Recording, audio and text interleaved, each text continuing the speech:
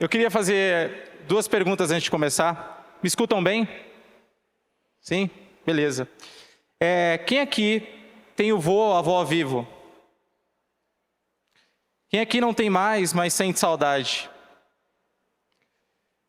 Eu perdi meu avô, falando que eu fui para o intercâmbio na Harvard Medical School, e eu perdi meu avô na segunda semana de intercâmbio. Ele permanece vivo dentro de mim, e para quem não tem mais os avós, eles permanecem vivos dentro de nós. A história que eu vou contar para vocês passa um pouco pelo título, e eu vou tentar explicar por que, do meu ponto de vista, a felicidade, o caminho da felicidade, ele é uma trilha estreita em meio à selva triste. Mas a história que eu vou contar para vocês não começa com o Márcio prestando medicina no cursinho pré-vestibular. A minha história ela começa no final da década de 70, com a minha avó preta, Jaci Maria de Jesus, saindo da Bahia para São Paulo. Muitos de vocês sabem que, a partir da década de 30, no Brasil, pessoas começaram a migrar do Nordeste para o Sudeste, em busca de condições melhores de vida. A minha avó, que nasceu em Vitória da Conquista, ela, com a minha mãe já nascida, 2 anos de idade, tinha problemas com o meu avô biológico, e quando ela apanhou dele pela primeira vez, ela disse que não ia aceitar. Migrou para São Paulo, se instalou num lugar chamado Itaquera, zona leste de São Paulo, e foi lá em Itaquera que ela conheceu o primo dela, que era distante, com quem ela se casou, e é quem eu considero meu avô, seu Terêncio. Os primeiros anos da infância da minha mãe, pelo que ela relata, foram anos difíceis. A minha avó encontrou no álcool uma fuga para a realidade dolorosa de vida dela, e o meu avô já bebia, então minha mãe cresceu num ambiente extremamente violento, onde o álcool predominava. Quando minha avó chegou em Itaquera sem emprego, surgiu uma vaga para ela de limpar prédio, uma Coab, e ela começou a limpar prédios nessa Coab. E foi lá que minha mãe, Edilene, os meus tios, Edmilson e Hulk, é um apelido carinhoso do meu tio, a minha tia Rosana, foram criados. Entre a casa deles, que estava começando a ser construída, e a Coab, o conjunto habitacional onde a minha avó trabalhava. Infância dolorosa, realidade de milhões de brasileiros. A minha mãe começou a sair na adolescência, e foi na adolescência que ela conhecia meu pai.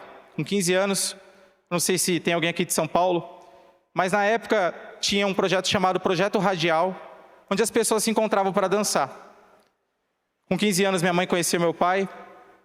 16 anos, minha mãe engravidou do meu irmão mais velho, Eliel. Meu irmão nasceu em julho de 97. Eu nasci em junho de 98, 11 meses depois. As marcas da violência que minha mãe viveu, que foram transferidas da minha avó para ela, certamente ela ia transferir para mim e para o meu irmão. Existe uma coisa muito importante que eu acho que vale a pena falar para vocês, e que a minha sogra passou para mim. Quando não tomamos consciência dos ciclos das nossas vidas, eles acabam se repetindo. A minha avó reproduziu um ciclo de violência com a minha mãe reproduziu o ciclo de violência comigo. Nasci em Itaquera, estudei em 3 escolas da região. A primeira escola foi o prézinho, foi tranquilo. Era um aluno estudioso, meu irmão, minha mãe colocou ele atrasado na escola para ele poder cuidar de mim. Mas na 4ª série, e existe uma memória afetiva do meu avô Terêncio. Meu avô era aposentado já quando eu nasci. 10 anos de idade, eles ainda mexiam com... Meu avô, como minha avó trabalhava na Coab, começou a mexer com sucata. E meu avô sempre comprava latinha, papelão para revender para um ferro velho maior. Esse era o meio de renda dele, além da aposentadoria. E todo dia 7, quando meu avô recebia a aposentadoria, ele chamava eu, Marcinho e meu irmão Eliel, para dar R$2 para a gente. A memória afetiva da minha infância. Como meu avô dava R$2 para a gente ia para a escola, comprava lanche. Tinha um menino da escola, muito mal. Provavelmente não tomou consciência dos ciclos da vida dele, que sempre pegava o dinheiro meu e do meu irmão. Então nós não tínhamos lanche. Esse menino, um dia que faltou o dinheiro, ele me agrediu. Ele me bateu. Novamente, quando nós não tomamos consciência dos ciclos, eles tornam a se repetir. Eu me afastei dos estudos, minha mãe precisou ficar comigo na escola, me levava, ficava até o intervalo e ia embora e eu chorava para ela me buscar. Durante 6 meses. 4ª série. 5ª série, a gente começa a sonhar. Existe uma música do Racionais MCs, em que eles falam que quem nasce e cresce em periferia precisa escolher cotidianamente entre sonhar e sobreviver. Eu não tinha condições de sonhar com uma universidade pública, porque essa não era a minha realidade. A minha realidade na 5ª série foi ver meninos e meninas da minha idade querendo uma roupa de marca, querendo um tênis de marca, querendo um boné de marca. Essas eram as nossas circunstâncias. Esse era o nosso sonho.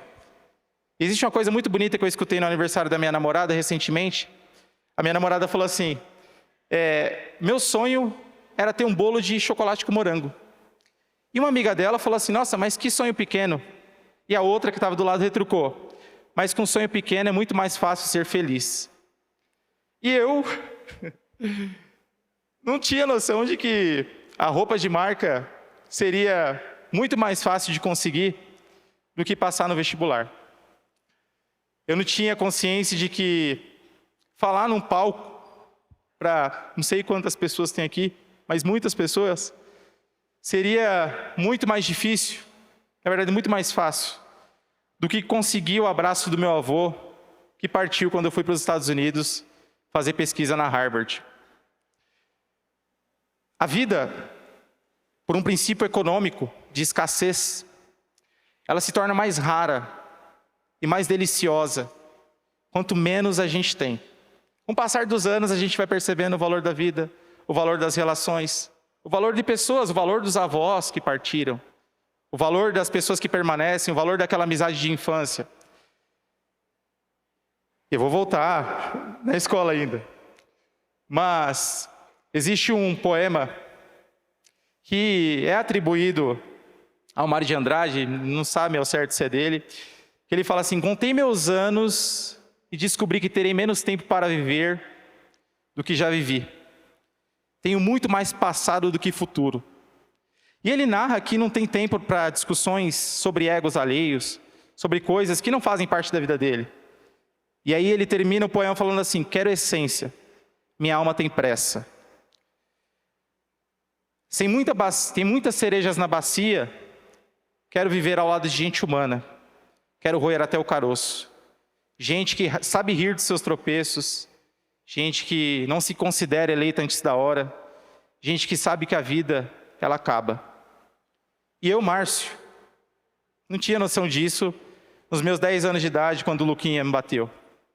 Eu, Márcio, não tinha noção disso antes de ir para a Harvard Medical School, porque foi mais tarde que eu conheci o fato de que eu poderia morrer, que a minha vida tinha um fim, e é a partir desse fato que eu considero que surge ou renasce das cinzas a fênix, chamada Márcio Henrique. Para continuar produzindo esse conteúdo e muitos outros, precisamos do seu apoio. Clique no link do Apoie-se na descrição desse vídeo e saiba mais. Se você gostou desse vídeo, não esqueça de deixar o seu like, se inscrever no canal e ativar as notificações.